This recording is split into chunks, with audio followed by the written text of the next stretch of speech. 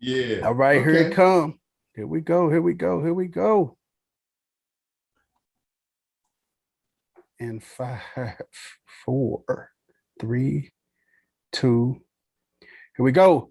Welcome, everybody, to the debut of our new sports podcast, man. No Yes, sir. balls, no Yes, sir. glory. Yes, No Hey, man, balls, no glory. Yeah. that's us, man. Hey, I'm your host, the People's Champ, BP, and I am not here alone, man. I am not here alone. I am here with the sports gurus, man. We're gonna kick it off. Well, from my left to my right, we're gonna start off with Miss Crystal Clear. Crystal Clear, introduce yourself to our people tonight. Hey, everybody. It's Crystal Clear coming to you from St. Louis. Ready to drop some sports knowledge on everybody. Tell them again, Crystal Clear. You finna drop that old sports knowledge on them. All right. Drop some sports knowledge. There you go. We're gonna swing it on over to our man, the Sports Ghost. Sports Yes, Ghost. indeed. Introduce yourself to him, Sports Ghost. This is the Sports Ghost, and I can tell you what, I got some ghastly things to talk about in the world of sports. All you got to do is listen to us and love us and tell your friends about us. That's what we talking about. No balls, no glory, baby. All right. Hey, the Sports Ghost. Hey, you may have heard that voice around the St. Louis area, but you'll officially meet the Sports Ghost next live show, man. You would definitely meet him. And our stat man, I put him up against any stat man out there. Our stat man, Stat Philly. Introduce yourself, Stat Philly. Yes, sir. Welcome to the No Balls, No Glory podcast. This is Stat Philly, the No Balls, No Glory insider, giving you all the facts, making sure everything is accurate and on point. Right on. Thank you, Sports Philly, man. Hey, if you are online right now, hey, drop your name, drop something, give us a thumbs up. Let us know you're here, because at the end of the show tonight, we're going to do a quick giveaway, man, for all that tune in tonight to the sports podcast, man. So what's up, guys? What everybody do today, man? How was your guys' day today? Well, I had an interesting day, but everything worked out fine. I got a chance to sit back and relax from playing in Columbia, Missouri this past weekend. It's a senior softball. I played Major 60, and we came in first place. Second place. We just ran out of steam, Brian. We played 6 games, 3 on Saturday and 3 on Sunday. And hey, second place is cool. It's cool. You say you were in Columbia? Yep. Oh man, so you was busy, man. 3 Saturday, 3 Sunday. I know you were wore out after that 6th game on Sunday, man. That last game, man.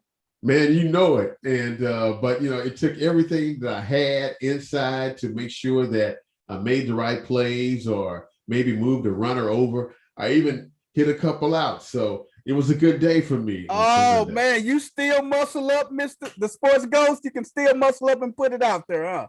Yeah, I had to do that. And then I had to watch it as it left the park. You know what I'm saying? And opposite teams, they don't like it when I do that. When I hit it and watch it like Barry Bonds. Hey, but you know what though?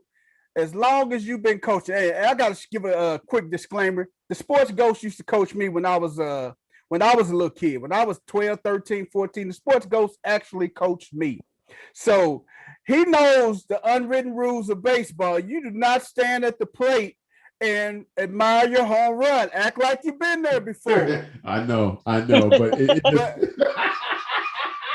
knowing the sports Ghost, he's been talking trash to people and telling the people kiss his back. Oh, look, that was a long time ago when I told folks to kiss my trophy, but other than that, it's different being a player after being a coach for so many years, and I enjoy the camaraderie and the brotherhood, and I still enjoy playing ball. So, I'm gonna try to do this as long as I can. I'll be 65 in September, so hey, let's keep going at least till 70. There you go. The Sports Ghost said let's keep going to 70. Crystal Clear, what you do today? How was your day? Nothing much, just working, prepping for the show. It's all. Okay. Just working and prepping, huh? I like that. That's about it. Everything's like crystal clear. Yeah, baby. Stat Philly, what you do today, brother? I'm doing a lot of research, getting ready for the podcast, and also chilling with my 9-month, my 9-month-old baby Paul. So congratulations. A lot of fun. Thank you. He's teething and rowdy, so a lot of fun. Hey, man, we just had another member of our sports team, Mr. West Tennessee, man. Mr. West Tennessee is on here in full effect, baby. Yes, sir. What's going on? Hey, what's up? You want to introduce yourself to the people, Mr. West Tennessee? Let them know who you are, baby. Oh, yes, sir. Yes, sir. Let me Oh yeah, man. I love sports, man. I'm a sports mind, just like a lot of the rest of these cats on here, man. Yes, sir. And man. Hey, Crystal Clear said she ain't no cat. How you gonna just call her a cat? She said she ain't no cat. Oh no. Crystal, no, she knows she ain't. She's more than that, man. She knows, hey, you know, that's just a Tennessee word we use. It ain't nothing bad at all, you know. Oh, man. I know. I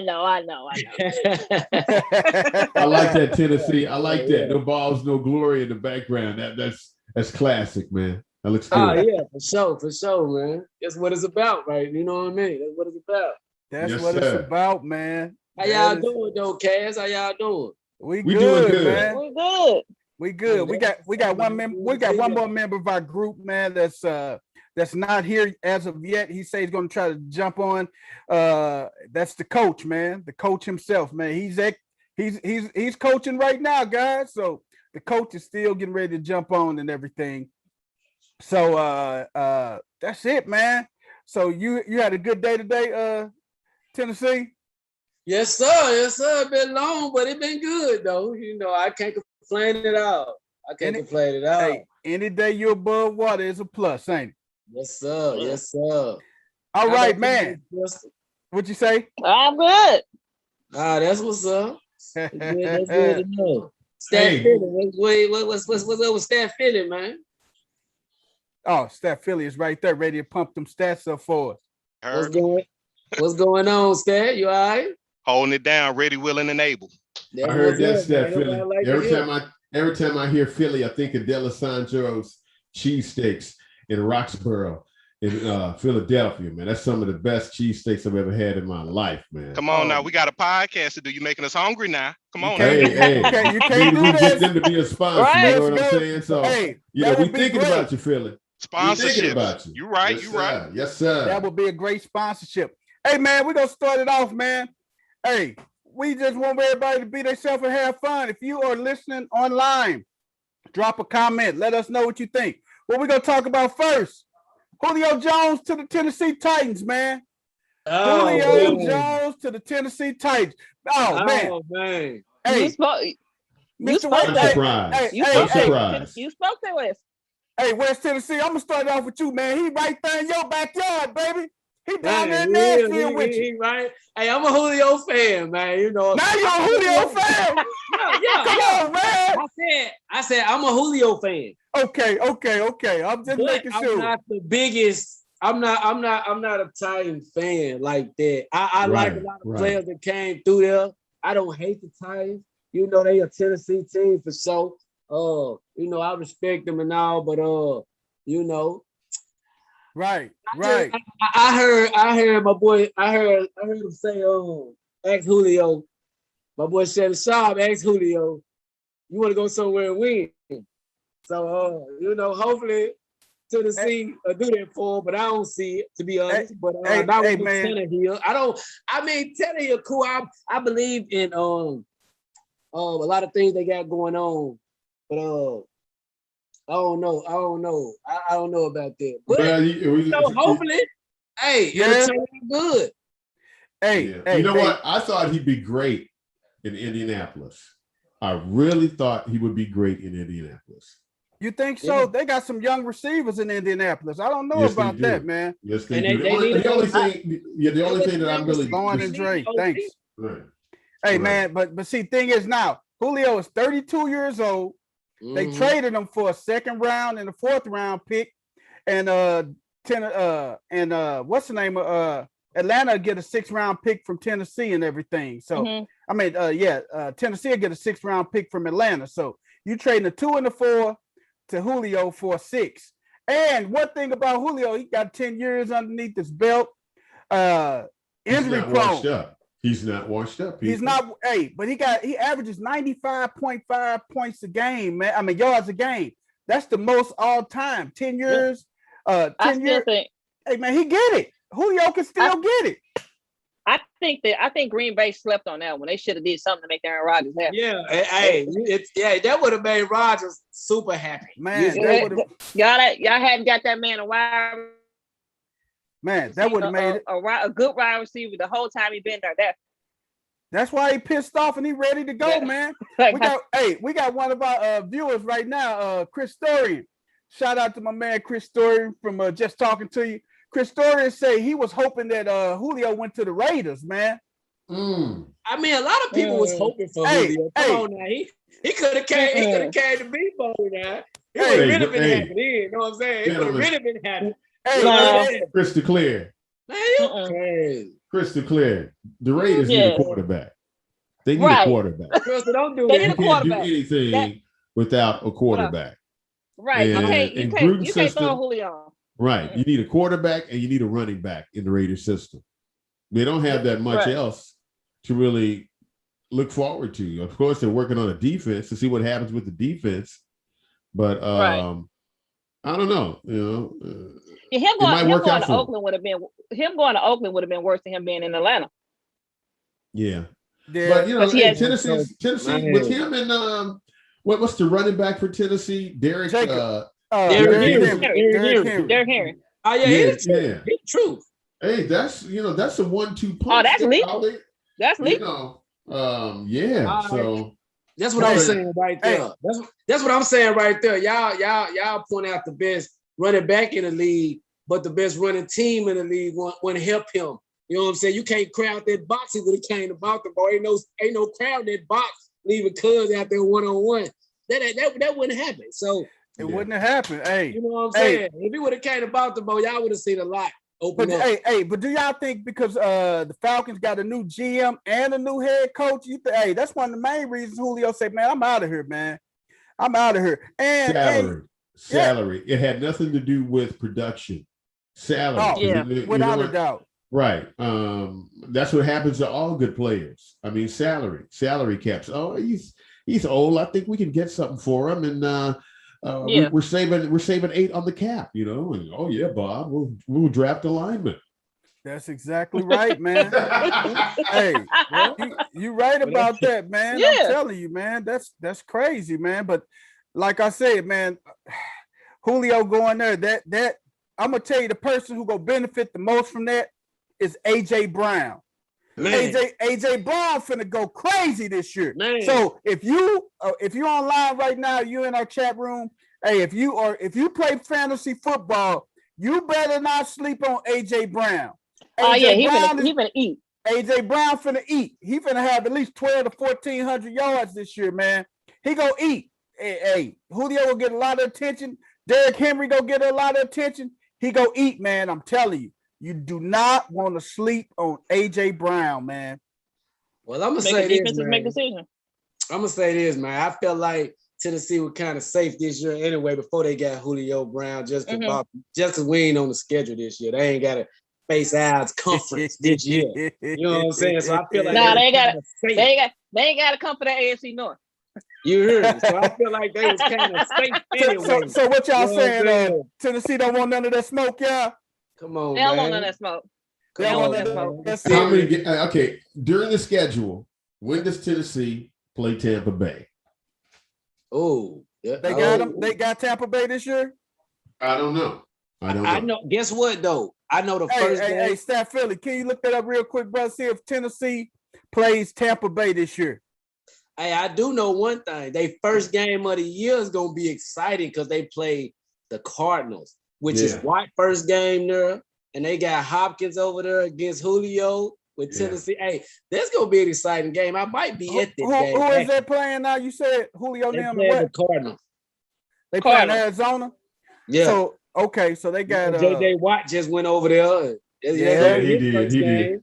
He did. He's washed up. But guess what? But guess who else over there? I don't believe that. He's washed up. But guess who else over there with Tennessee though? Not Tennessee, but guess who else over there with Arizona?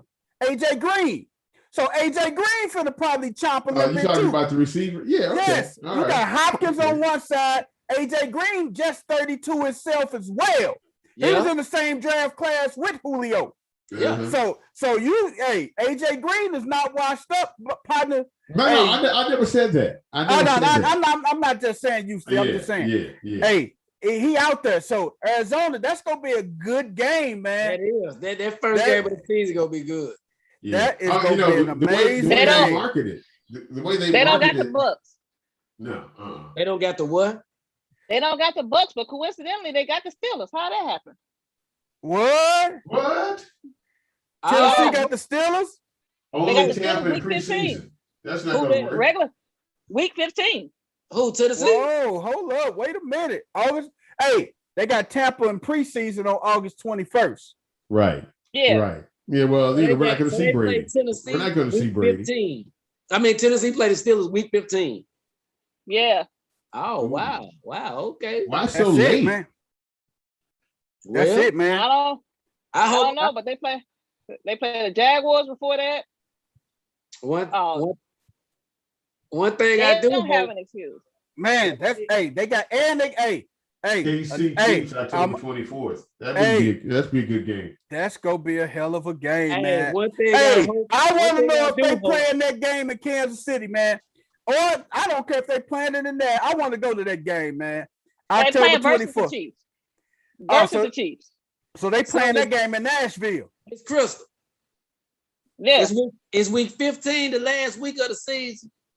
17. They got the 17 game season this year. 18. It's 18 weeks. Yeah. Aiden Marion, thank you. Thank you, they got 18. Hey, that's what it is. They in Tennessee, baby. Well, I hope. So West Tennessee, you got to roll out the red carpet for us, baby. We may do no balls, no glory down there in Tennessee and Nashville, baby. Oh yeah, baby. Oh yeah. All we need is a sponsor. We're gonna hold it down in Tennessee, man. All we need is a sponsor. That's right. You love the show. Sponsor us. We're gonna hold it down. There you go. Hey, man. Hey, everything is crystal clear in Tennessee. Hey, there you go. Right. Hey, man, we're gonna transition over to the next little thing that happened this weekend. Last night, man, Logan Paul versus Floyd Mayweather. Embarrassing. Oh my God, man. Hey, I want to know what everybody think. If you're online right now listening to us, man, tell us what you think, man. Floyd doesn't need any more money. So Floyd made $300 million. You feel it? Man, Floyd 50-0. Logan Paul was 0-1. Non-sanctioned. And his other brother don't like him either. So, I mean, he might get a chance to make, another 60 million or 70 million if he fights his brother? Hey, man, look at the punches thrown, man. Hey, look at the punches landed, man. Floyd landed 43 punches and Logan Paul landed 28 punches, man. Wow. Are you serious? But look at the amount they thrown. Now, Logan Paul threw 217 punches, man. This cat threw 217. He ain't even 50%. 20 times. Man, look. Come on, man. That was crazy. Oh, my God. So basically, he looked like old boy and Boys in the Hood when he was hitting the air. Yeah. When he just swinging in the air. Yeah. Hey, man. I mean, it's ridiculous even to watch the fights now. I mean, I'm a Floyd Mayweather fan, and I'm a boxing fan, too. I'm a boxing fan. I mean, right now, he's the only thing going, and folks will pay that money to see him. Hey, one thing Floyd said, man, he's a businessman. He's an entertainer. He say he didn't got the 50-0. Hey, if they threw $100 million at Floyd, they threw $200 million at Floyd to come back and fight Canelo, do y'all think he'll do it? No. Man, look, that's what talks with Floyd money, man. You put the right price on, he'll come back the right price tag will have Floyd. He'll come back for anybody, man. They put up the right price. Oh no, man. Hey, look. I wonder how much he's paying in taxes, y'all. if he's paying taxes. How much is Floyd Mayweather paying in taxes? He's in Las Vegas. He's paying taxes. Hey, Christorian said he's a business genius. Mayweather's a business genius. Yeah, I agree with that. I agree with that. Do Las Vegas have any state tax? Do they pay state income tax in Las Vegas, in Nevada? I don't know. Let's ask the stat man. They do. Stat man, find that out for us, will you? They do. The only where there's no state tax is in Texas and in Florida. Wow. Oh, wow. Yeah. Okay. Wow. Okay. I think it was about entertaining, man. Floyd looked all rough, man. Floyd looked like he ain't had no haircut or nothing. Hey, man, Floyd looked like he was unkept, man. He looked like he just rolled out of bed and decided to box. Hey, man, I'm gonna tell y'all what Floyd would try to impersonate, man. Floyd ain't even practice for that fight. He just wanted to look like he did. That was a start. Look. I mean, he's got to do something for that fight, man. Come on, got to do something. He don't want nobody to automatically just sucker punch him. Then he won the fight. So he's doing something. You can better believe that. I mean, how much money can you live off of? How much weed can you buy? How many bags can you buy somebody? How many cars can you buy somebody? What would you do with that kind of money? Hey, man, he got paid at least a minimum of $50 million for a 32-minute sparring session. Yeah. So, I mean, come on now. Let's do the math. How much do you think you need to live off of, crystal clear? Oh, my God, man. Crystal clear. How much do you think you can live off of comfortably? No worries in the world. No worries in the world. Uh-huh. I could live off of like not even half of one of his own fights. Right. Uh-huh. What about you, West Tennessee? I mean, how much balling can we do for that? You know what I'm saying? I mean, Look, we can do a lot, man. I mean, we live in two different. Our life and Floyd life, two different lives. You know what I'm saying? Right. I can live off a lot less than what he's living off. Right? Yes, sir. Yes, sir. We can live off the interest and still be rich. Exactly. Man, living off the interest. Yeah. Yeah. That is crazy. I could live off his snack money. Mm-hmm. Man, that is crazy, man. Now Jake Paul, his brother Logan, he 3-0 and looking to fight Mayweather too. So Jake Paul first must he got to beat the former UFC champion, the cat out of St. Louis, Tyrone Woodley, on the 28th. And Woodley will be trained Woodley gonna be trained in Mayweather's camp too. So I don't think that's gonna happen. He's from the Lou represents, from the Lou, baby. Yes, sir. Right. Lou represents.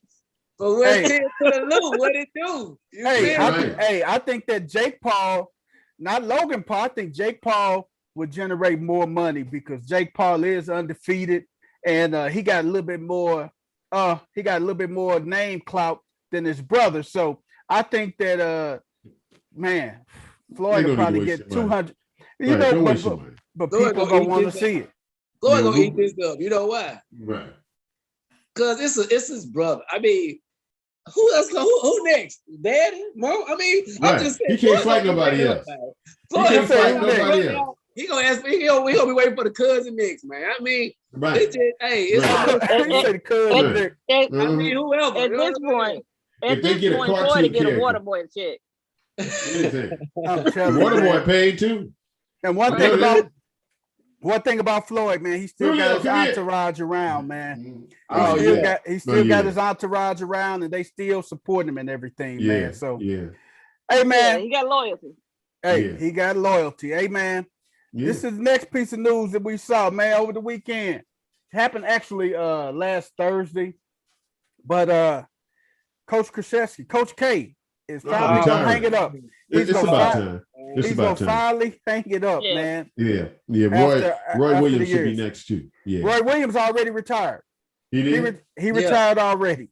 Now, okay, very good. Coach K already gave it up, man. Now, let me tell you about Coach K. 1,170 wins. That's the most wins all time. All time. No other coach with more than 1,000 wins. He got 5 NCAA championships. He got 3 Olympic gold medals, 3-time Naismith Coach of the Year, 15 ACC tournament championships, and 2021 is, like I say, next year is Coach K's final season. But you know what? They already named his successor. Coach K's successor is going to be John Shire, one of his former players. So, is he black? No, is he black? John Shire is not black.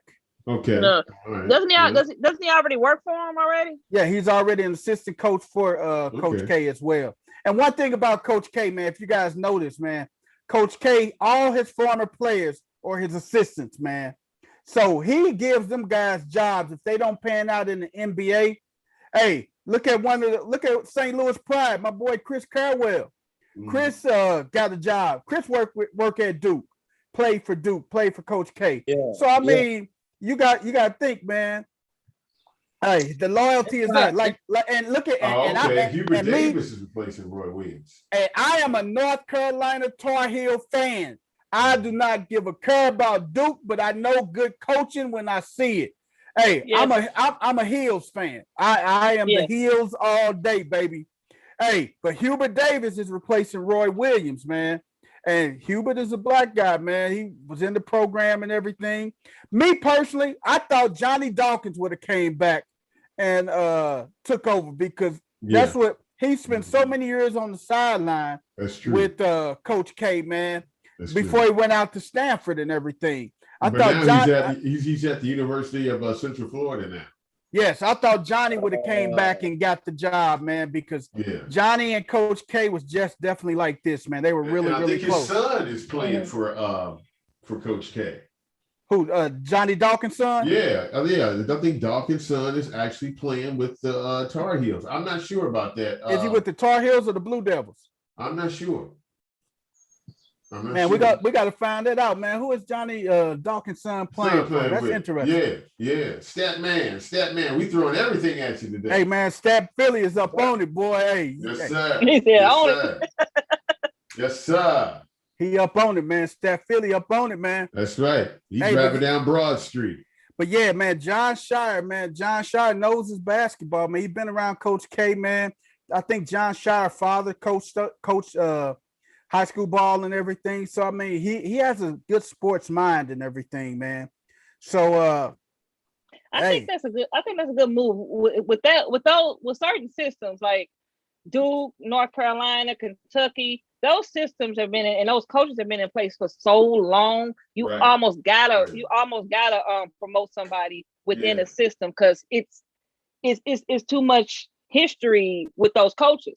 You need somebody that knows. Yeah, you need somebody that knows the players and the way the system rolls. That's not a deal where you bring in somebody that has never been a part of that system to coach it. So I know a lot of people get a little upset when it comes to not having a lot of African American coaches, but in that case, I can see it because it's a lateral move. Yeah. But African Americans made the Tar Heels what they are today. Yeah. Well, the Tar Heels do have African American. They have Hubert Davis. Right. Yeah. You talk about the Blue Devils. You talking about Duke? Duke. Okay, he plays in Germany now. He plays in Germany now. I think he may have played for. I don't know who he played in college. Yeah, he did play in college. But let's not get it twisted, though. They believe in us as players. He went to Michigan. They don't. Michigan. They don't believe in us as coaches. Just not so much as coaching. You know what I'm saying? They don't want to hand you over nothing other than, they'll give you a check, but that's it. They don't want to hand you the run. They don't want to hand you the keys.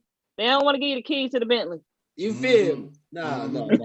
Hey, we got a bunch of people on the chat line, man. What you got, B? We got 15 chats on here, man. Hey man, we got them. We got them coming in, man. We got them coming in, man. No balls, no glory. Pass the word. Pass it on, man. Believe me, man. Hey, I know Stat Philly. You watching our YouTube chat too, Stat Philly? See if Stat Philly running 2 chats at once, man. I know he is. Hey, he the man. When all else fails, Stat Philly is there, man. Hey, Stan Philly, let us know if something jumps out in our YouTube chat, man. Again, thank you guys for tuning in. If you're joining via YouTube, no balls, no glory. If you haven't hit the subscribe button, go in and push that subscribe button. Like, share, and subscribe to our channel. Set up for notifications to let you know when we are coming live. We may come live with a breaking story. One of us may jump on and post something live, breaking story. So you never know. Hit that notification button as well. Coach K, John Shire, man. My take about it is, hey, it's a succession plan. And John Shire falls up underneath succession planning, man. And he was the next in line, man. I mean, he had Jeff Capel right there. Now, Jeff Capel coached Oklahoma. Jeff Capel has Division I coaching experience. Yep. Jeff Capel has good recruiting background. Now, Jeff Capel was another one he could have probably offered the position to as well. Jeff Capel was out there too to offer the position as well, man. So, I mean, hey, you had Nate James. Jeff Capel is good where he is right now. I think he may get the job later, but I think he's good right now. Yeah. Mm-hmm. Yeah. I don't, you know what? I don't think Jeff Capel go get it, man. I think Jeff Capel, he had to shine in North Carolina, but see, that's the thing. When Jeff Capel was fired at Oklahoma, he came right back to Duke. Coach K rolled out the red carpet, named him assistant head coach, and gave him a job, man. Mm-hmm. Oh yeah, man. And that's why Coach K well respected though, man. You know, it ain't just the football. I mean, just the basketball part. It's the livelihood. Like he really care about, you know, people. If he can help them out, you know, like you said, if he can't get them in the pros, he'll make sure they can eat. You know what I'm saying? I mean, that's why he's so respected, man. Yeah. And it's a lot of people that coached under him that could be qualified. You know, I'm sure he got a handful of people he could think of, but you know, I'm sure when they decide to choose the guy they chose, though, I'm sure he was a proper candidate for Coach K for sure. Yeah, but have you noticed how much structure Duke had? There was a lot of structure there. As far as academics and bringing in players and recruiting players, and even if you look at their parents, they will look at they were looking at those things. And what surprises me, right? And it really surprises me that after Tatum left to go to the pros, a few more left after that.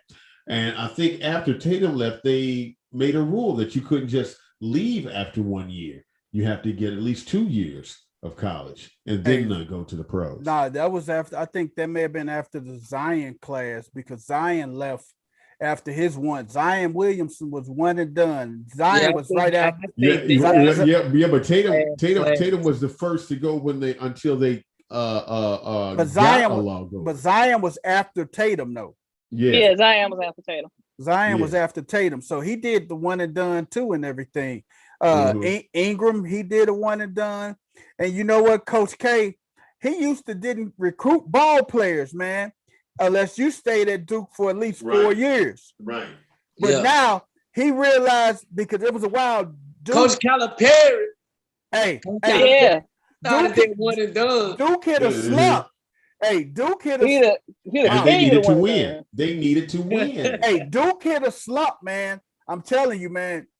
Duke hit a slump, and Coach K had to step back and reevaluate things. He's like, "Hey, man, let me go get some of these one and done. Let me relax a lot of my standards and restrictions and stuff, man." Hey, Coach K started recruiting the one and dones too, man. He's like, "Man, I got to compete." Right.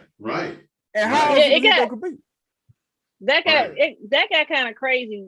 I personally think that when they eliminated the jumper from high school, and they made it the one and done, that opened up way too many doors for people. I think that coming straight from high school, it made players think about, am I really that good? Am I really that good to be able to jump from high school? Because you didn't have a whole lot of people that was jumping, that you had more people staying 1, 2, and 3 years. even when they had the coming straight from high school, but when you gave them that option of one and done, everybody was coming out. That's true. That's true. But you know what? Everybody thought they was ready. Crystal clear. You got to think of one thing. We talked about this before, but you get a chance to join us on this conversation. These are young boys, teenagers, going to play against men. Their bone structure is not as strong as a man's or anything like that. Nobody looks at that. And their mentality. You know, I mean, he's thinking about a video game. And one guy's thinking about his taxes, or his wife getting on his damn nerves, or something. You know, there was a clip of Bradley Beal talking to his camper a little while ago. Yeah, and he broke when he broke them down the way he broke them down. I said, everybody, all these young cats need to hear what he's saying and take what he's saying to heart. He's like that's that little pouting and everything y'all doing, and because y'all not getting the ball and you ain't getting the time you want, that ain't gonna fly at the next level. At this level, they will cut you, wave you. They will give you a check and send you on your way. They will trade you. And he said, there's only 400 jobs in the NBA, and you ain't getting mine. You can't check me. and that's exactly what he told him, man. Yes, sir. Yes, sir. That Luke came out on one. Oh, that was definitely that Luke came out of. I cleaned it up what he said. Yeah. Hey, because one thing about that, man, when he said that, man, he had them guys, and I was reading some of the comments. They was like, Brad Beal made that comment to guys that ain't that's not go further than high school. And I wanted to reply back to the guy. He got 5 Division I kids right there on Brad Beal Elite. So there's no way you go say he's doing that. He got 5 kids on Brad Beal Elite. Well, look, it's a business. Okay, it's a business. It is. So does Larry Hughes. Okay, so I'm quite sure other NBA players have their own little camps where they can make some extra money. And knowing that they're making these camps, some of these white schools out here are sending their teams out there, or dad thinks his son is Bill Walton, and they send him out there and see what happens. And a lot of times you have to give black families help, and that's not what they're looking for. Right. Hey, man, that's deep, man. That is money. Really, really deep. It is. It's sad it came about money, but I mean, that's just the world we live in. I say, hey, if I had me some money, man, I do a high school combine, man. And what I do is I invite all the coaches all over the United States to a high school combine for the kids they may have missed in their recruiting efforts. Have them kids come to a high school combine for 2 or 3 days, and invite all the Division I, Division II, NAIA, all those schools to come in, take a look at these guys, and then boom, you can start signing these guys sight on scene right now. Right there on the spot. They were doing that. They were doing that for a minute here. And you may have had Demetrius Johnson was doing that. Yes, DJ. Yes, he was. Mm-hmm. Man. Hey, we're gonna segue into our next topic, man. Let's go. Hey, man. Fans throwing popcorn, water bottles, and spitting on players. Oh. Man, ignorance. Hey, if you're online, drop a comment. What is you guys take on the fans throwing popcorn, water bottles, and spitting on players? Hey, ignorance. Hey, I'm gonna tell you, ignorance. It is. We're gonna swing this one out. Sports Ghost, tell me what you think. The Sports Ghost. I think it's ignorance, and instead of giving them a ban, give them a sentence as well. Because it shouldn't be tolerated. And the way things are going right now in this world, somebody else is going to do it. It's going to be a copycat that wants to be noticed to do something like that. And it's a bad way of life. Now, even though we're getting to the point where we're filling up the stands more, it's more chances on the players now. And they need to nip that in the butt ASAP. Yeah. Hey, this is something I want to touch on too, because I was watching, couple of them segments with fans was throwing stuff in, and I'm gonna tell you, man, it's the fans you probably wouldn't think. You know what I'm saying? It be the white clean cut guys. They're getting thrown out the games. I'm like, you know, hey, we ain't throwing no $15 bill. I mean, no $10 water bottle. We ain't throwing no $10 water. Ain't none of that. That popcorn cost $16. We don't want to drop it on the floor. You feel me? Now if an empty beer cup hits somebody, you might grab one of us. But if it ain't empty, we ain't about that, man. You know what I mean? I don't understand what's going on with that. Hey, man, it was popcorn thrown at Russell Westbrook when they played in Philly. Trae Young was spit on in New York. That's fucked up. I don't like to spit. Water bottle thrown at Kyrie in Boston. Soccer fans was throwing bottles in Denver last night when the U.S. played Mexico in soccer last night. So, I mean, I'm gonna jump. Hey, man, I'm gonna jump off into the Kyrie one, man. Hey, it's simple, man. You is not gonna spit on me. You spit on me. Hey, I'm gonna have to take that fine. Just like Ron Artest ran up in the stands a couple years back in Detroit. Hey, that's the dirtiest thing in the world. That's one of the most disrespectful. That is disrespectful. You spit on me. I'm throwing everything going out the window. I'm coming for you. I'm gonna tell you something I don't understand about the whole thing. If anybody spit on anybody, how do you expect nothing to come in return? That's right.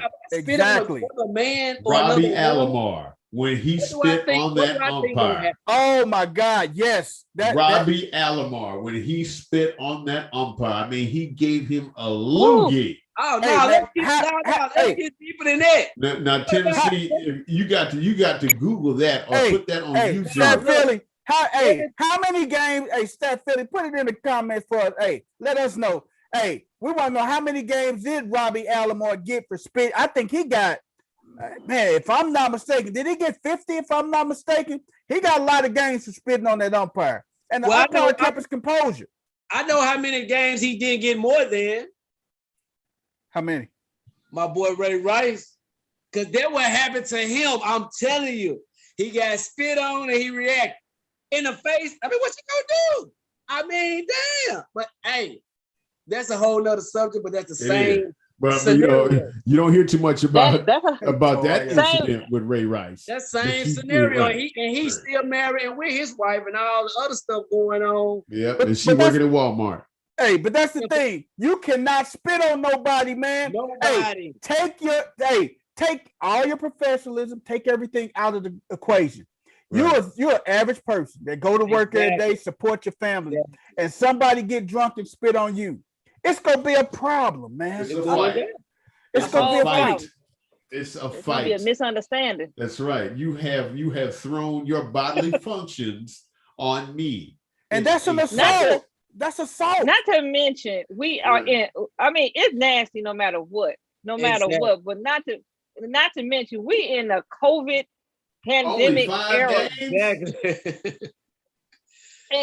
and you spitting bodily fluids. I understand you got tested or whatever the case may be. Come on now. That should have been a court appearance. Yeah. Hey, and it shouldn't be a fan just from that arena. That should be a sports wide ban. Like you shouldn't be able to get a ticket to any sporting event ever. Anywhere. Like that's it, man. Anywhere. Ain't nobody gonna take that anywhere. You know what I'm saying? No matter where you go. Have you seen one of them lighted billboards? If you're a criminal or something like that, you see the lighted billboards on 170. They're gonna have one at each stadium. Exactly. Have their pictures posted in lights. This person is banned from the arena. Not give him a beer. Put their government name on their first and last name. Hey, that's man. Right. I can't believe Robbie Alomar only got 5 games. I thought he got more than that, man. Because that was just this. Oh my God, that was low down, man. Yes, it was. Man, that was low down. You cannot spit on nobody, man. Now, had you seen that?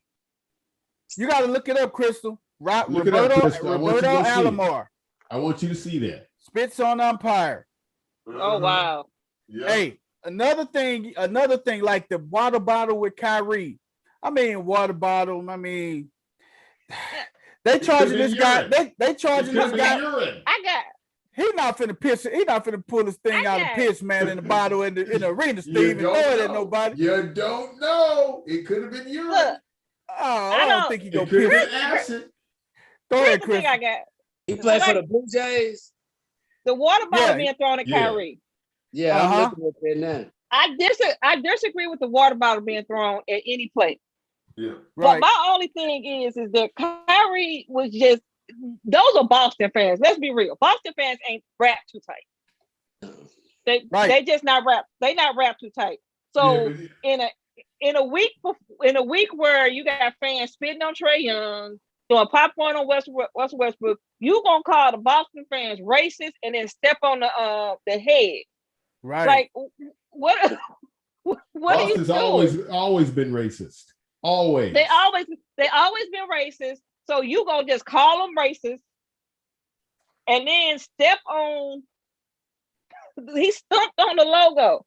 I mean, anybody who been following sports long enough, even fans and athletes know that Boston is racist. You know, when it comes to mention the first preseason game, the brother saged the arena before he played. So he just been throwing gasoline on the fire to Boston fans. Yep. But listen to this. Oh, he stepped on the Celtic logo and stuff, and just like boom, walk up. That's just like when Terrell Owens, man, when he was playing in Dallas, man. Yeah. Hey, every time he scored, he ran to the middle of the store and just stood up.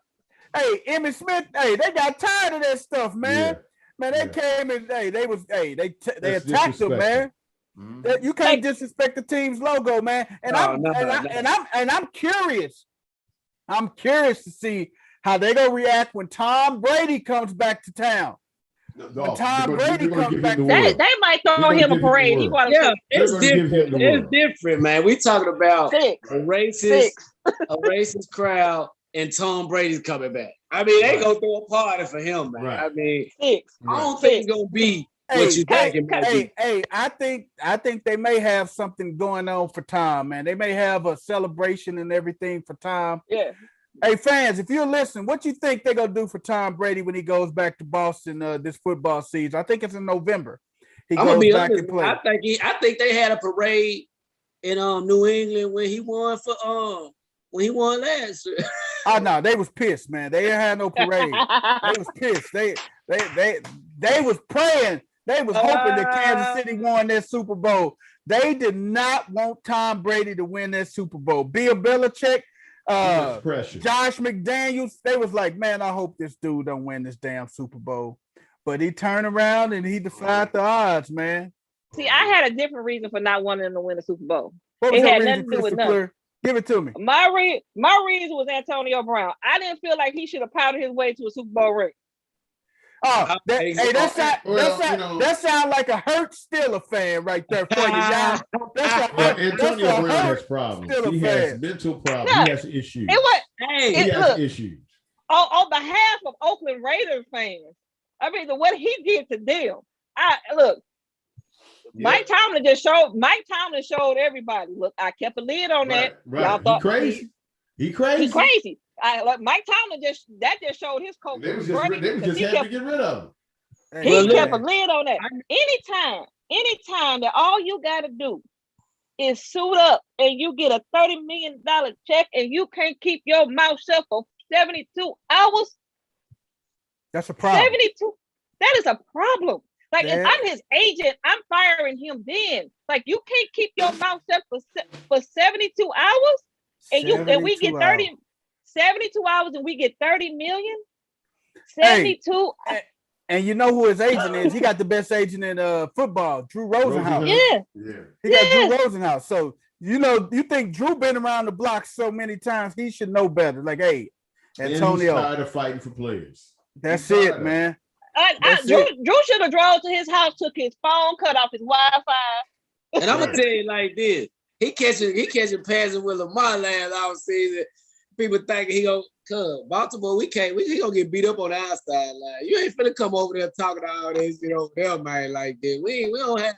That's why I didn't see it happening. Yeah, we got his cousin. Yeah, he a little more calm though. He learned it. Hopefully he learned it from his big cousin. How not to be a fool. Yeah, how not to be a fool, man. I mean, we could deal with that right there. Even though his parents gonna tell him. I'm not taking nothing from talent. He's great, but he got some issues.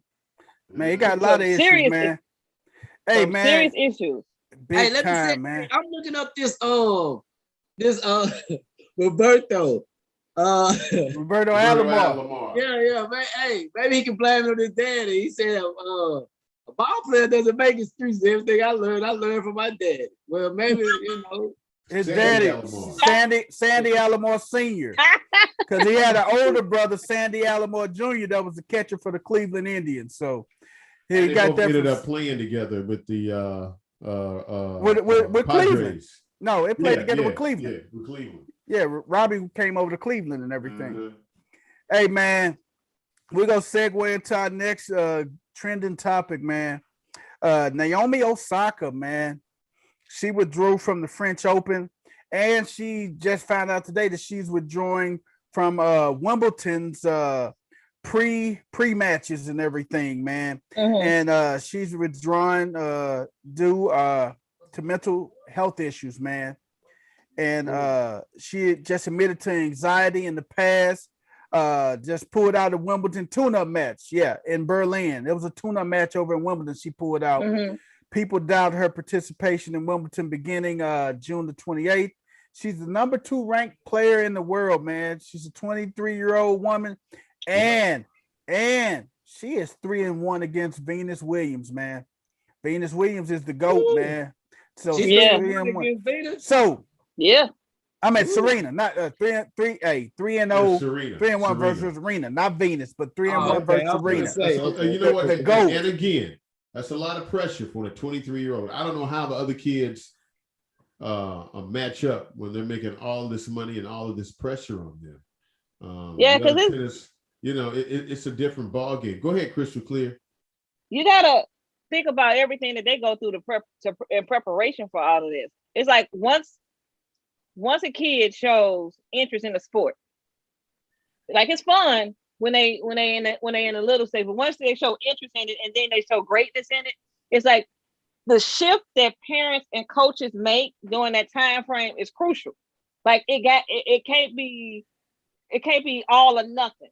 Right. Like it's a lot of times what happens is, especially when those are like child prodigies in sports, the parents they stop being parents and they start being like coaches and just over the top and the pressure. It's like everything rides on them. Think about like even when you go to the Olympics, those girls move away from home and go live with somebody else. Simone Biles Simone Biles was lucky enough and fortunate enough that she was training in Texas. So she was able to stay with her parents. But she literally had to drop out of school. Like she had to go homeschool. So she had to give up proms and and just the general stuff of being a kid to succeed at this sport. So like with Naomi, you don't get to be 3-1 against Serena at the age of 23 if you ain't missed out on a whole lot of life, and you got a whole lot of pressures and people not looking at the warning signs. You got to be able to balance it all out. Mm-hmm. It can't be all or nothing on the sports on the sports end. It got to be able to balance it all out, or you will have someone like her who's dealing with anxiety. Kevin Love, DeMar Rosen, those people who deal with the high anxiety because people pushed them so much throughout life. Nobody took a second to stop and say, "Hey, you all right? Right? You good?" Or hey, you know what? Let's take a break from this for a second. Like you need time to just be you. You need your time with your family. You need your time to unplug, unwind. You don't need to be training today. everything ain't got to be all or nothing. But right, but it costs so much for her training, and Robert and I, we've got 3 jobs just to keep her going. What should we do? Naomi missed out on a whole lot of growing up and everything, man. They moved to the United States when she was 3 years old, man, from Osaka, Japan, man. So man, it's just so much that this young lady, and mental health is very serious, man. We can't, like Crystal said, you can't look over the warning signs. You see those warning signs, man. These athletes are reaching out for help. Only thing these fans do is see them putting balls in the hole, hitting balls out the park, running touchdowns, hitting golf clubs, hitting tennis rackets.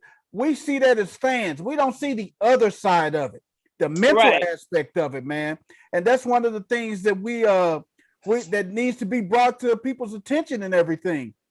If you're online right now, please drop us a comment. What do you guys think about Naomi Osaka, man, withdrawing from the French Open, and she's stepped back from Wimbledon tune-up matches in Berlin, man? Hey, but like I said, guys, that is something that's just really, really serious, man, with the mental health issue. And a lot of people, I was reading a lot of comments, they were saying she needs to get through it. She getting paid for it. This is her job. Money ain't everything. Yeah, and that's the thing.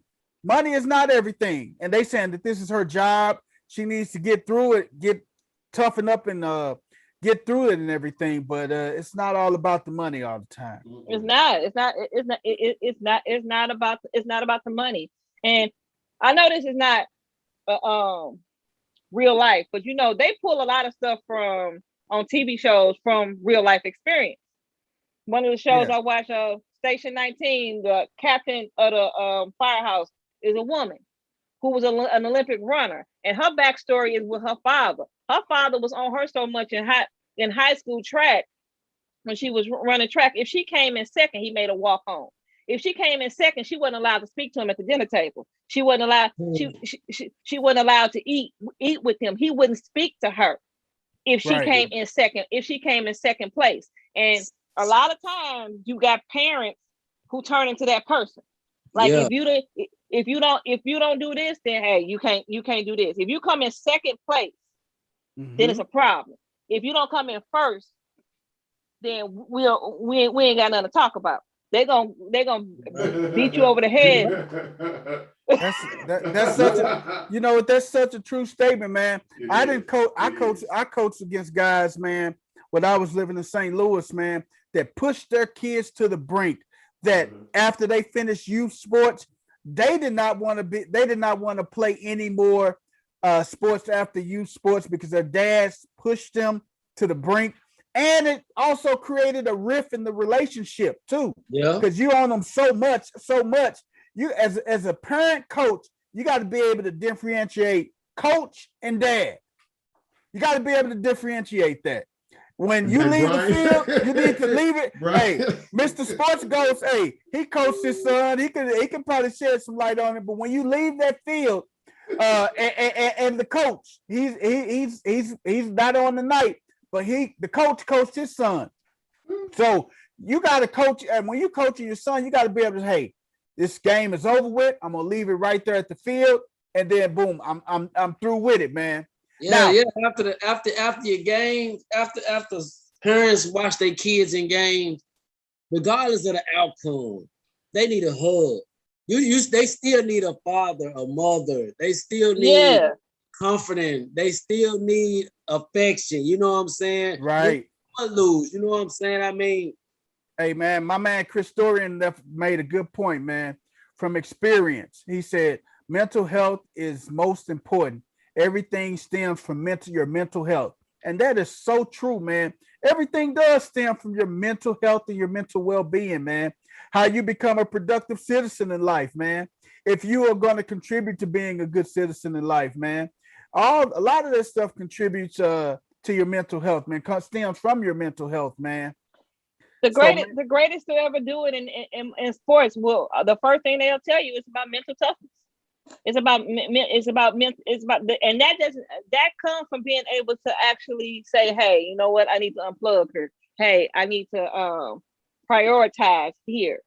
And that's on all levels, man. Hey, I mean, all levels. Hey, you gotta have that mental toughness, man. Hey, me and the sports ghost, we was talking, and the coach, we was talking last week, man. How when Michael Jordan is a prime example of mental toughness, Kobe Bryant, a prime example of mental toughness. When Jordan was playing basketball, and when he needed to decompress, and get away from everything, they criticized Jordan. When they was playing the Knicks, they was criticizing Jordan when they played the Knicks, and Jordan and his dad went to Atlantic City to do some gambling on their day off. On the day off, they criticized Jordan. They say they lost the previous day. They criticized Jordan. They say he should have been in there practicing and everything.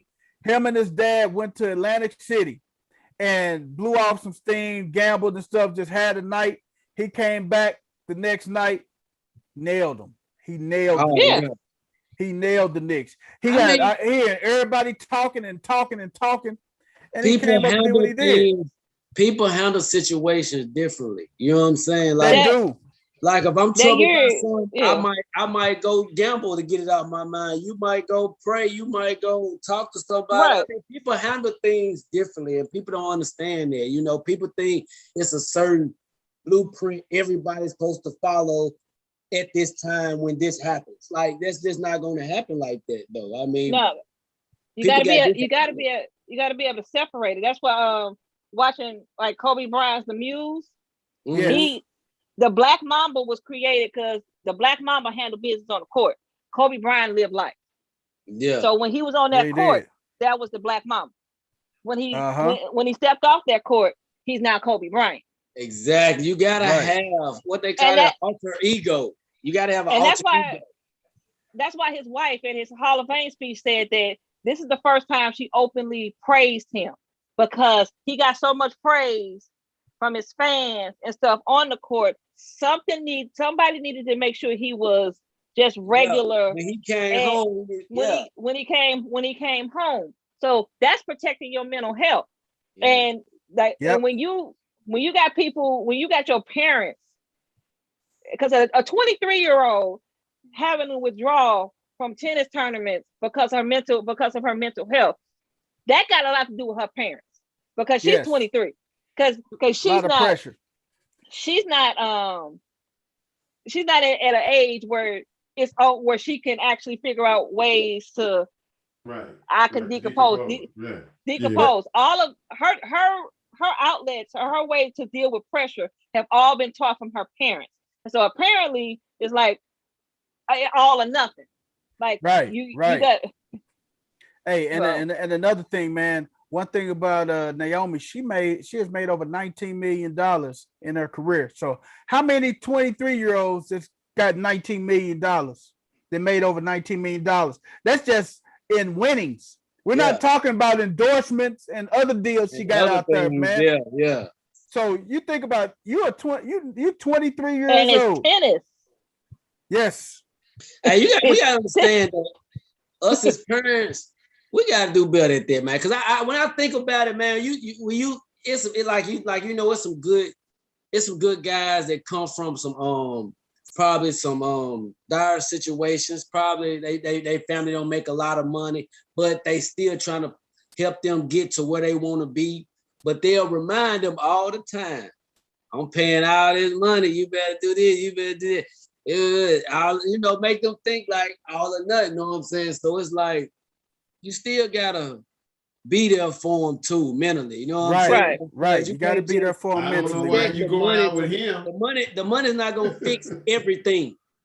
Hey, no, it's not. Hey, one thing about money, man. Money don't change you. Money changes the people around you, man. That's right. Yep. Hey, man, we're gonna segue into our next topic, man.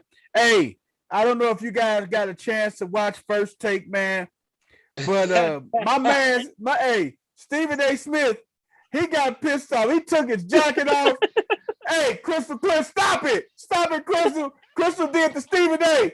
Stephen A. got pissed off, man, and this was with the breaking news when Danny Ainge stepped down as a president of basketball operations, And you know what? Basically, the Celtics had to do some restructuring. So instead of Brad Stevens getting the can too, they promoted Brad Stevens to president of basketball operations, man. Look, I understand. Most experts expected him to be fired, not promoted. They was eliminated in the first round 3 times in a row. Stephen A. Recently he was on First Take Spotlight recently for past Kwame Brown comments, for Kwame Brown taking aim at him, calling him a clown or consistently trolling him for years, man. Hey, man, Stephen A. Smith. He didn't want to get fined again. Stephen A. felt one of those, I'm getting ready to say something that ain't nobody gonna like moments. So he got up and walked out. That's the best thing he could do to protect his job and his money. You know who probably mad? Mike Brown.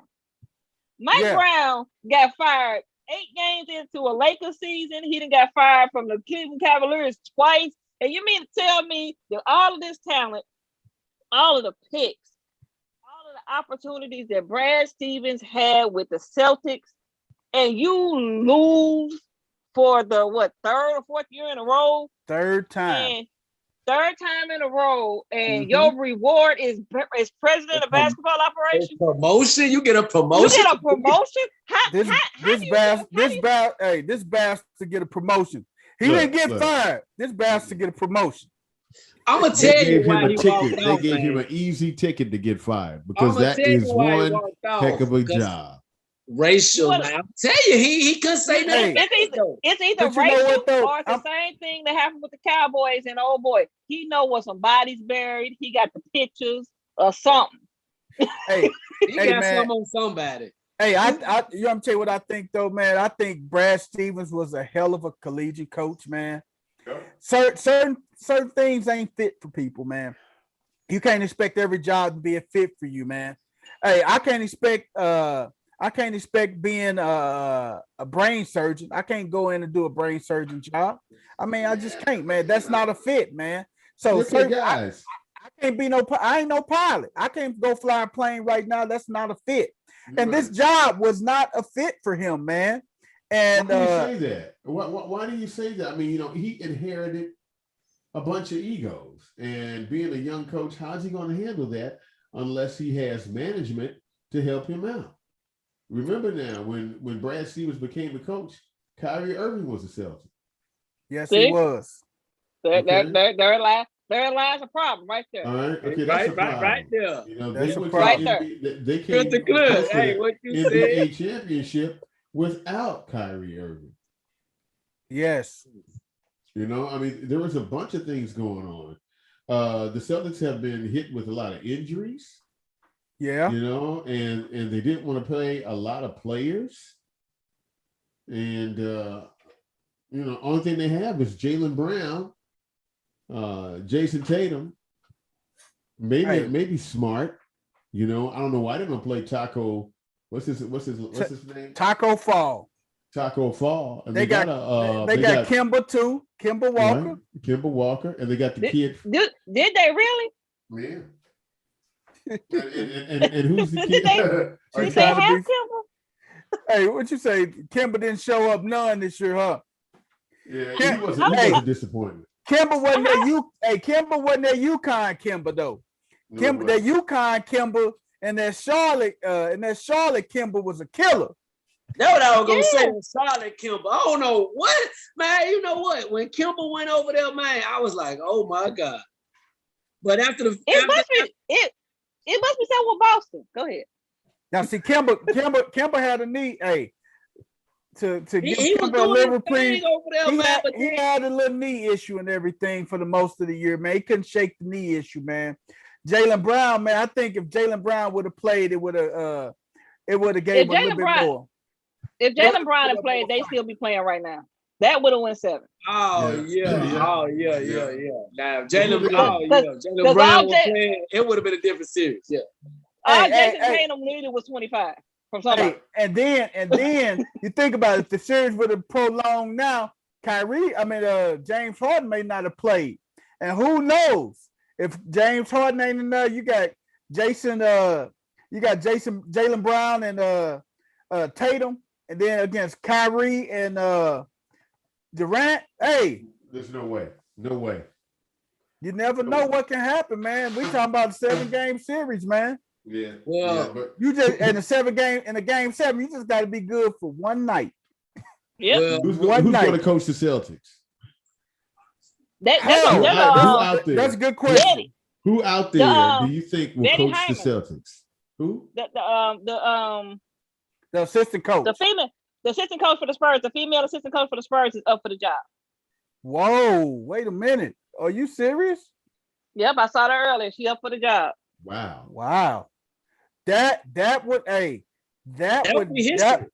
would be some history, and that would make that would make a whole lot of news, man. Ooh. If she gets that job, if she can land that job.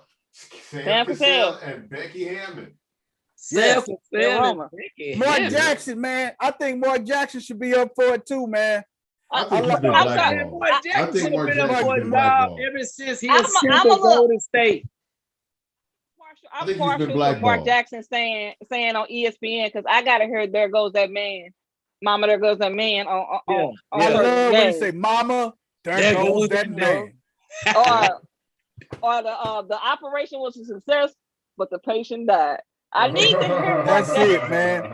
Hey, man, that is so funny, man. But hey, whoever they get, man, they gonna get a good team, man. But you got to get a coach in there that got the experience. I think Jason Kidd could have did it, but I don't think Jason Kidd going nowhere.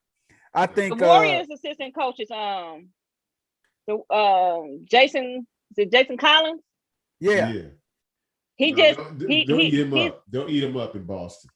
You know, let me tell you who I think will do good with that team, though. I think Chauncey Billups will do good with that team. I think somebody who has played with Boston. Shea Boogie. I think Sam Cassell. Yeah. I think he could do well. We know what. Hey, a former Celtic. We know what we Paul Pierce. Hey. I don't think Paul wants to coach. I'd love to see Paul in there. Hey, but Paul he's going to have to sit some time on the bench. Hey, I think a former Celtic. Hey, I think a former Celtic could come in there and do a pretty good job, man. I mean, it gotta be a role. It gotta be a role player. It got to be somebody that can adjust to this new age of basketball, man. Right. It can't be a superstar. It couldn't be nobody like a Kevin McHale, who old school basketball. It couldn't be no old school person, man. It had to be like, I'm gonna tell you who'd be a good fit, man. Y'all may laugh at me, but who'd be a good fit? Juwan Howard would be a good fit. I like Juwan Howard. Juwan Howard would be a good fit for that position. Let's see what he does with Michigan. Let's see what he does in Michigan, because if he does good in Michigan next year, I'm quite sure that the offers are going to come to him. Hey, I'm telling you, it's a lot of good coaches out there, man, that can jump in and get that position, man. Man, you think about it, man. You got some college coaches, man, that can get out there, man. I like Gonzaga coach, man. I think Mark Few can get in there and do it too, man.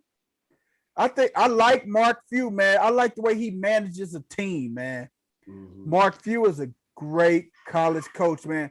That championship is just eluding him. But I think this may be Mark. Hey, he lost a few pieces, but hey, Mark Few can recruit his ass off, man. He is a hell of a recruiter, man. And Gonzaga constantly lives in the top 5 each and every year, man. You're right about that. They are. Mark Few is a great coach, man. I think he'll be a good NBA coach, man. Mm-hmm. But I mean, that's it. It is what it is, man. Hey, man, we're gonna swing over to our girl. This is something that made history last week, man. And I saw it, man. Lachey Clarendon. She plays for the Minnesota Lynx, and she is the first open transgender player in the WNBA. She's the first open transgender player in the WNBA, man. She played for the University of Cal Berkeley. in that game, she was selected 9th overall in the 2013 NBA draft by the Indiana Fever. She had a breast reduction surgery in 2021. Only known transgender player in the WNBA, man. What y'all think about that, man? I don't think it's fair. I'm gonna be honest with you. You know what I'm saying? That's what we do. Hey, I have no problem with whatever you want to be when you grow up, right? Or whatever. But I just don't think that's fair. You know, basically, just I don't think it's fair either. It's the same way. I think that was in like that issue came up before in track. Because here's the thing. A male, especially in track, a male who runs a 400 runs it in it's faster than, I don't care how fast a woman is, she's usually not fast as a male running that race. So all you're really doing is you're changing your genetic your gender, but who you were born to be, those natural abilities are still going to be there. So you're physically better than a female in general. So how is it fair for cross over to the female sport with male capabilities and athleticism? It's just the world that we live in now. Yeah. Hey man, y'all gonna probably call me an a-hole, man. I'm not tripping off her not playing. I'm not tripping off her playing. I mean, whoever you identify with, that's who you identify with. Yeah, I'm pissed. Hey, I'm pissed off. She scored 12 points and 5 rebounds. Man, hey, you're supposed to score more than 12 damn points, man. That part. Points and 5 rebounds. That's where I got pissed off at. You should at least put up 20 or 25. You scored 12 points and 5 rebounds. I'm pissed. That's embarrassing. Hey. Yeah. That's embarrassing. Hey, from a male perspective, I feel like she underachieved. But a woman perspective, I guess it was all right. You know what I'm saying? I guess it was cool. It depends on what perspective you're looking at it from. Hey, Crystal clear. We got Shay Boogie on the line. She said she don't think that's fair. She agreed with Crystal. She agreed with what Crystal said. That's not fair, man. Hey, Crystal. Crystal. Yes. What if you had a chance to look at this athlete? A lot of them don't have a lot of female characteristics because of the sex change. Maybe you can see facial hair. Maybe you can still see an Adam's apple. Would you be able to judge them as a college athlete, as a woman? Wow. That's a good one. That's a real good one. When you especially with it being open and with the world we live in, those things are not going to be hidden. Nobody is going to hide those things because the judgment that you got from hiding that even 5-6 years ago, you're not getting that now. So it makes it easier for people to open up. And like you said, how does a college recruit or NBA recruit actually look at that person legitimately, right? Or WNBA and look at them with bias?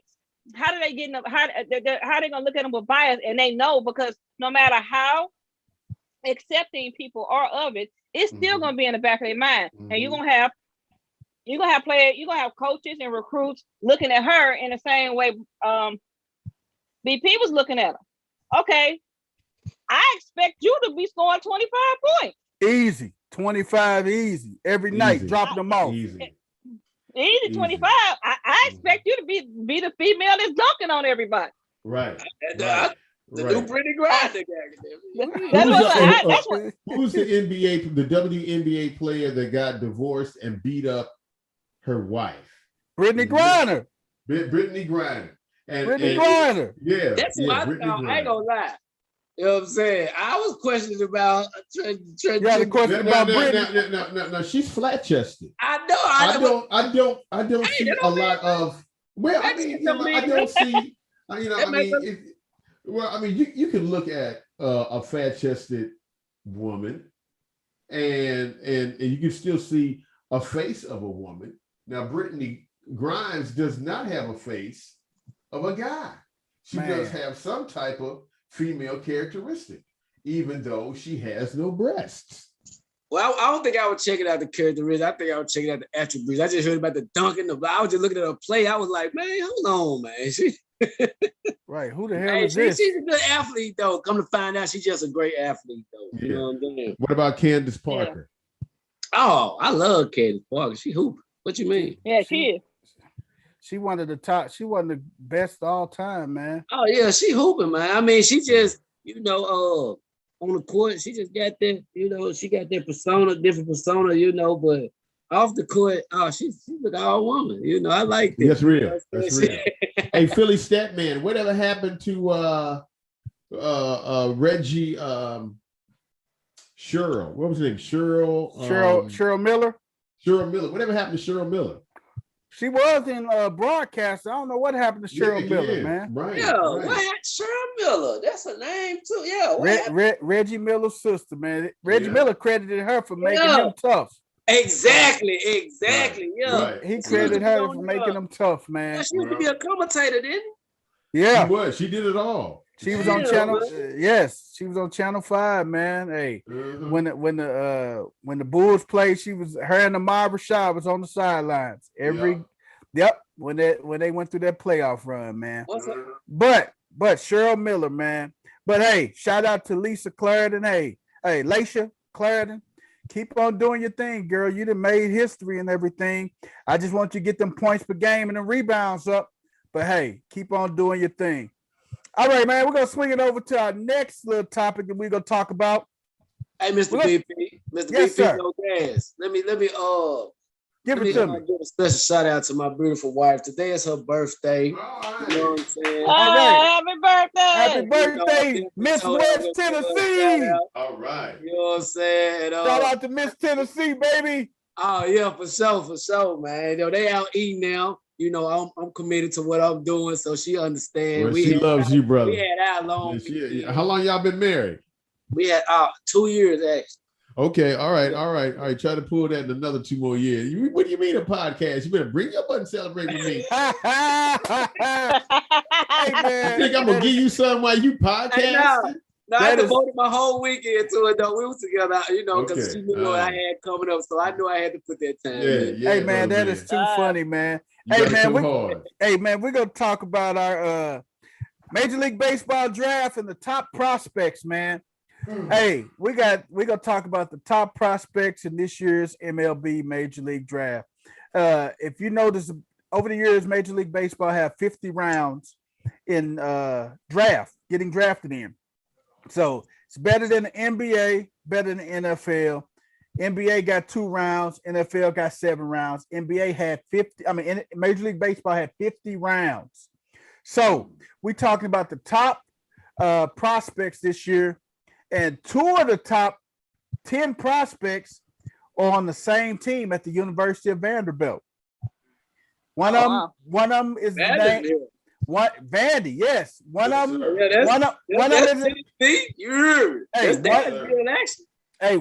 is a kid by the name of Jake Leiter. Jack Leiter. He's a son of retired pitcher Al Leiter for the Marlins and the Yankees. And you have his running mate, his buddy, Kumar Rocker. Man, that kid, Leiter and Rocker, they are electrifying, man. And then they got another kid out there. He's not a prospect. He was drafted out of high school, but he's still down there. He came to college early. And watch out for him. It's a kid by the name of Chris Little, man. It's a kid by the name of Chris Little that pitches down there on that staff with them guys, man. They're the Vanderbilt team, man. Then you got Marcelo Mayer, shortstop for East Lake High School in California. Man, They compare that kid right now, man. They say that kid is so smooth, man. They say he has the potential of like the next Omar Vizquel, man. So Vanderbilt got 2 pitchers? Yep. Look, Vanderbilt is stacked. They're loaded. And they Their have team a is good loaded. manager that believes in diversity. Hey. And a lot of times, oh wow. He is real big on diversity. African-American players would rather go to Vanderbilt because of its diversity program. Oh, yeah. I'm going to tell you something about diversity in Nashville, man. It's the most diverse city in Tennessee. So, I mean, races, like all races, Egyptians, Hispanics of all kinds, you know, black, white. Yeah, it's very mixed culture in Tennessee. So, I mean, Nashville to be precise. Mm-hmm. So, that's good, man. Yeah, that's real good. That's nice. Yeah. That's nice. They're always building there too. I don't know if y'all knew the next soccer. You know that thing they have for soccer every 7 years or whatever. The cup. Yeah. That's supposed to be in Nashville. The next. Really? That'll be. Oh wow. In Nashville, they getting a team. Yeah, they getting a team and everything. So yeah, we definitely have to. You know, be there for that, y'all. We're gonna have to be there for that. Hey man, I tell you, they got a lot of good talent, man. You got Jordan Lawyer. He's another shortstop from he down in Texas at Jesuit Prep. You got Henry, man. Hey, Henry a good catcher, man. Hank, he a good catcher down at the University of Louisville, man. I watched that kid, man. That kid got so many good characteristics. He got good footwork. He controls the team and everything. You got Jackson Jobe. He from Heritage Hall High School in Oklahoma. Kylie Watson, man. That little kid, he's a shortstop at Wake Forest, man. Hey, don't that sound like Kylie, hey, you got to see this kid to know this kid, man. This kid is tough, man. Hey, every kid I'm naming, man, I just saw them play. Khalil Watson. Khalil Watson, the shortstop from Wake Forest, man. Soft hands, man. Oh man, he can stroke it too, man. He can really stroke it, man. That made me think about Kylie Watson for some reason. They move above the rim. Hey, and then you got another pitcher. Hey, Tyler Madden from University of Texas, and then you got name in the whole prospect, man. I like that Madden. That's gonna get him some. Tyler Madden. And then you got Colton Cowser, outfielder from Sam Houston, man. Hey, the MLB draft, I think, Stat Philly, when the MLB draft? I think it's sometime this week, man. I think it's sometime this week, if I'm not mistaken, man. The MLB draft is sometime this week, guys, and you'll be surprised, man. I'm telling you. You will definitely be surprised with the MLB draft that's coming up and everything. Like I say, Jake Rocker, man. Jack Leiter and oh my God, July the 11th. Okay, they pushed it back. So I'm telling you, Jack Leiter and Kumar Rocker. He's got gas. Who? Leiter? I watched him pitch. Leiter or Rocker? Leiter. Well, both of them I've seen, but I was so impressed with Leiter. Good stuff, man. Hey guys, before I'm gonna let you jump in there, Sports Ghost. Hey, if you haven't, man, please jump on and hit the subscribe button for us, man. Give us a thumbs up as well, man. Hit the subscribe button. Turn on your notifications so you know when we are going live and when we post new content out on our page, man. But yeah, Leiter has some smoke, man. But you got to see Kumar Rocker, man. I don't think you ever seen Kumar Rocker pitch. Oh my God, you talking about the best 1-2 punch in college baseball, man. Yeah. Oh wow. Yeah. Man, that is not fair at all. When you see those guys, man, hey, I'm telling you, Kumar Rocker and Leiter, they will get drafted 1 and 2, man. Those are the 2 top pitching prospects. And I'm telling you, Pittsburgh has the first pick.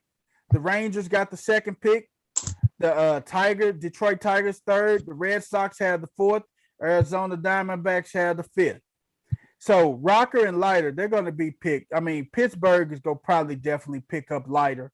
Mm-hmm. We know Leiter's going to go probably 1 overall, man, because and only reason why Leiter will probably go 1 overall is because hey, Ren, thank you, man. Hey, the only reason Leiter will go 1 overall because he has been around baseball all his life, and he has been. I mean, been in big league dugouts, been in big league locker rooms, been out on the field. So he has baseball DNA in him. Yeah, his dad was crazy.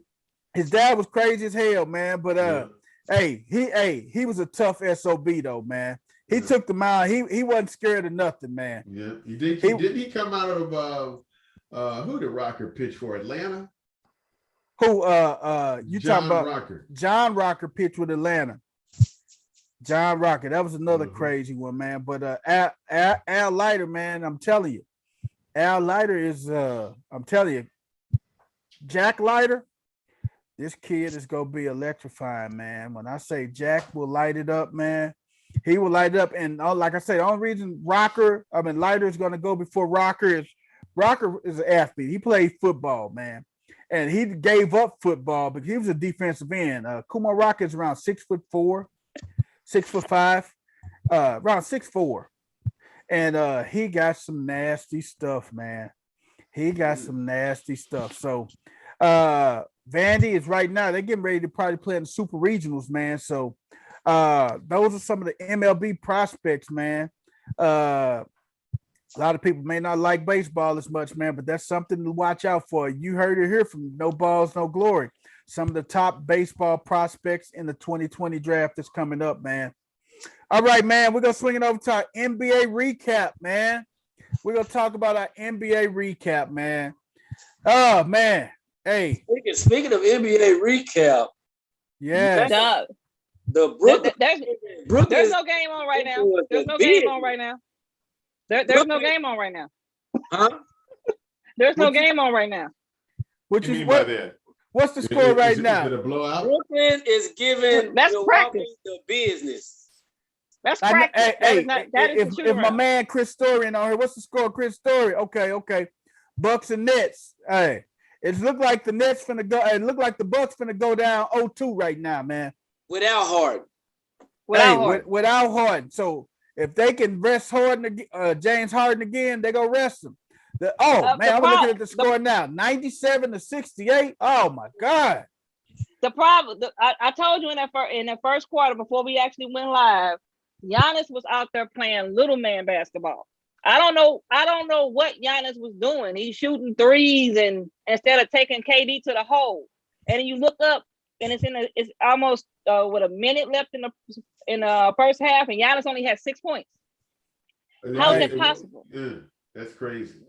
Brooklyn literally does not have a defense that can actually stop Giannis and Middleton if they make up their mind. If they actually make up their mind and do what they're supposed to do, Brooklyn is not legitimately supposed to be winning this game, let alone this series. Because I know Kevin Durant's great. And don't get me wrong, he's great. But they can't stop a runny nose. Yeah. Like they spot you 115 points. They spot you 115 points. You get 115 without trying against the Brooklyn Nets. But so you got to get 130. That's the thing. I know what I'm saying. They feel like they can outshoot. Right, but without trying, you can get 115 against Brooklyn. So if you put forth some effort and you got some defense, this shouldn't be a problem. You're right. I say I agree. The Bucks was actually my pick until I seen the Nets play the last round. I just started putting some things together, and I hate to say they might win it this year. I hate to say it. I was out, but I had the Bucks winning this series, even with watching the Nets play the last one, because the Nets did not. The Nets didn't impress me in that first game, in first round. Yeah, and it was because I go back to game three when Jason Tatum dropped 50. It literally only took him having a couple of players come along for the ride that one game, and they pulled it out. And in that game, KD dropped 39 and Harden dropped 41. When have you ever, when KD was playing in Golden State, when did him and Steph score 20 and lose? Let alone both of them score out. If they both scored 40, first of all, they all resting in the fourth quarter, and there just wasn't a shot that wasn't being missed. Right. And ain't no way in the world they was losing the game. But Milwaukee, for some oddball reason, I think the worst thing. Yeah, man. Man, they tearing their ass up, man. It's 70-1. My man Chris Dorian say Brooklyn offense can't be stopped, man. And Brooklyn offense, actually, if you got the right coaching, what it is too many people try to stop the superstars. You can't stop Kevin Durant. You can't stop Kyrie. They got good role players too now, Chris. They got good, right? But that's my whole point. Why is Mike James getting an open the big shot? three. The big three. The big How three, do you man. stop the big three. If they want to say LeBron started. And you gotta have a big three, seem like nowadays to win a chip, man. Yep. Hey, what y'all think online, man? Do y'all think you need a big three to win it? Hey, that's the time we living in, man. But I'm saying, my boy, I don't think I want to put out there LeBron did not start that. Hey, let me tell you something. The big three, started it. You look at it, Bird, McHale, and Parrish, big three. I'm a Laker to the heart, man. You got Magic, Kareem, and James Worthy. James Worthy. You got Worthy, Kareem, and Magic. That's the big three. Or Byron Scott, the big three. I mean, look at Houston. Look at Houston. Clyde Drexler, Akeem Olajuwon, and Kenny Smith. You always had three, like you had two that were completely dominant, and the third one that came along on a consistent enough basis to where you can call them part of a big three. So that wasn't started by LeBron. LeBron didn't start super teams. He just made it easier to make them. That's all it is. He just showed y'all that that was easier to make them. I mean, all of that. There's no continuity. There's no Thank you for clarifying that, crystal clear. There's no competition in the NBA. Kevin Durant going to Golden State kill competition. First of all, if you go back 20 years, name me other than 6 teams that have won the NBA Finals. Teams dominated for decades. The Bulls won 6. Mm-hmm. The Spurs won 5. The Lakers have 10 in a certain era. You got Boston. Mm-hmm. I mean, it's so few teams that have snuck in and won one championship. It's been dominated by when you got. Hey, Chris Dorian. Hey, we had Chris Dorian say the Celtics started that with Paul Pierce, Kevin Garnett, and Ray Allen. Yeah, exactly. Why they want to put it on LeBron? The going and getting and making big threes. A lot of them were just kind of like formed naturally, but all in all, dynasties are built. They are not made. And to be as quiet as kept, Brooklyn might just win it this year. But do you realize that Brooklyn is what is the cap? 147 million? Uh-huh. They can afford it. 140? Yep. Y'all realize that James Harden, Kyrie, and Kevin Durant eat up 117 of that? They can afford it. They can. They don't mind paying their tax. What I'm saying is they eat up 117 million. Look how far over the cap they gotta go just to pay 10 more players. Yeah. It can be done because that's the number one market. It is. Yeah, it can be number done, but I mean, who you gonna get? Yeah. Even though they don't really care about the Knicks, I mean, the Yes Network, because they got a lot of sponsors, a lot of people that can't make it to the games. Yeah, that's TV revenue right there. So it was good coaching that the Knicks had a great job. Also you look at the Yankees; they're on Yes Network. They can afford these players.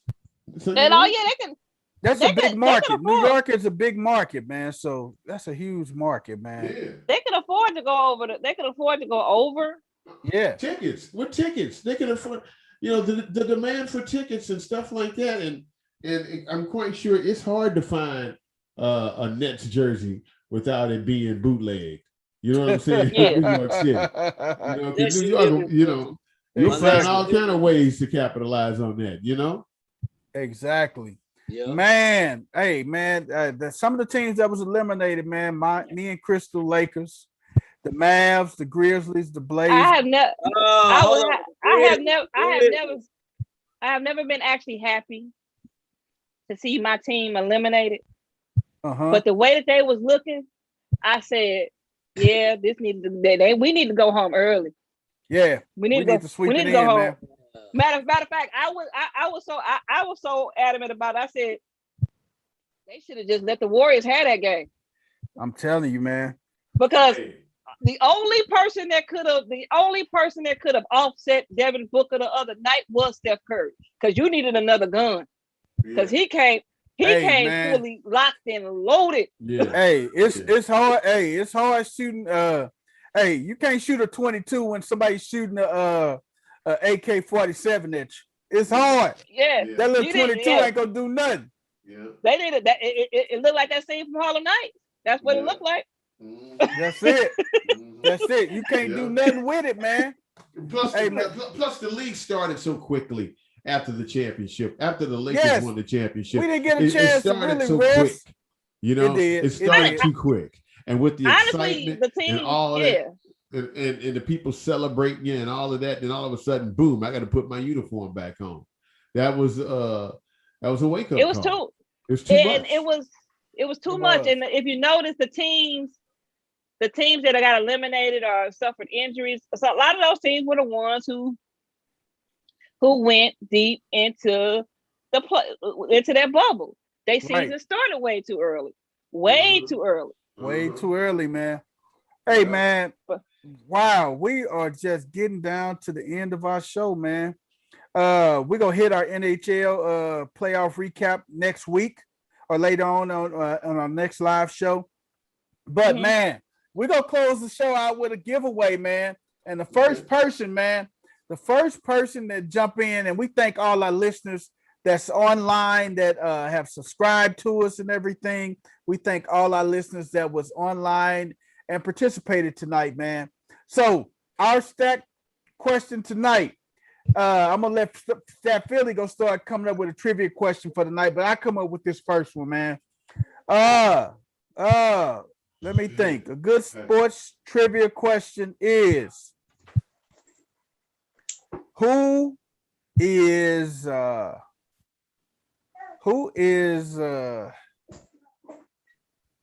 you stuck on one? You got one sports ghost? Tennessee. West Tennessee. You got a good sports trivia question for the fans? I got one for him. Give it to him. Give it to him, sports ghost. On the New England Patriots helmet, whose face is on the decal of the New England Patriots? Great question. We was just talking about that. Hey, hey, we can't guess. This for West the fans. Tennessee. For our fans. Hey, this is for our fans. Hey, whose face is on the decal of the New England Patriots helmet? If you are the first to guess, we will send you a Cash App prize tonight, man, from the crew of the sports gurus at No Balls, No Glory. Who is on the decal of the Tennessee Titans? I mean, not the New England Patriots. I'm sorry. The decal of the New England Patriots. Let us know. And you're good to go. Not Paul Revere, Chris Dorian. Keep guessing. Hey. You think West Tennessee, you think they're going to get it? Hey, also in the Eastern Conference, the Knicks, the Celtics, the Heat, and the Wizards were eliminated as well. So just to let everybody know who's all eliminated from the East and the West. Hey, what famous person is on the helmet of the New England Patriots, man? Tell me who y'all think it is, man. The first person that guessed it, man. The first person that guessed it. For our listeners, first person that guessed. Who is what famous person is on the decal of the New England Patriots logo? His face. Whose face is on the decal of the New England Patriots helmet, jersey, t-shirt, jacket, glass, mug, ashtray? What do you think it is? Christorian said Bob Hope. Oh no, you can't say no, it ain't Bobby. It ain't Robert Hope. For the memories. Not George Washington. You guys are never You guys in Georgia, you guys won't get this, man. It's a good one too, man. It'll make you think, man. And should we? This might be an ongoing question if nobody can win it, because if nobody guesses it, we will do it again next week, and the first person that guesses it will win. Right. Or if you have the answer during the week before we post, or you can email us at noballsnoglory314@gmail.com. You can email us noballsnoglory314@gmail.com if you can't guess it tonight.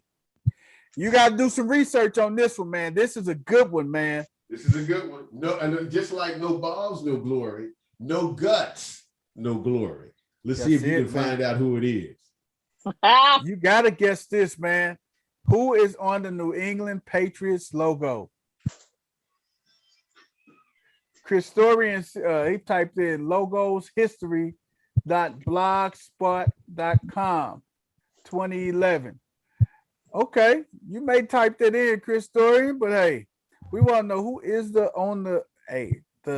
person. Jim Thorpe, not him. Nope. Close. No cigar. Hey, man. Yeah. We getting ready to sign out, man. All right, man. We gotta give you something to think about. We're giving you something to think about. We may be live again this Thursday or this Friday. We will post a video on our Facebook page and let you know.